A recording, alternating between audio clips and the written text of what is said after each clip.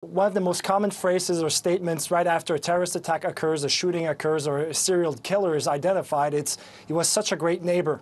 In terms of, it's always like, I never thought this was possible. He was a great gardener.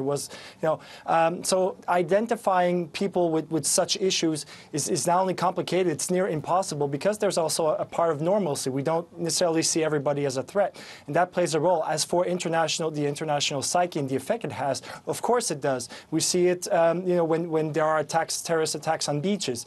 The effect, that tourists try to avoid certain areas that are identified as, former terrorist hotspots. Paris has been hit for tourism because of all the attacks. Many places around Europe, around the world have been attacked. So it does play a role. But again, it comes down to common sense. You always go somewhere thinking you might get shot, you might become injured, or you go somewhere and realize the odds of that actually happening are very slow. But it's very difficult in this day and age with all the available information, right or wrong, with facts that are right or wrong, and all the visual content. It's very difficult to stay a bit more rational and calm ourselves down, whereas we're surrounded by a flow of negative information, and that does have an impact on our psyche.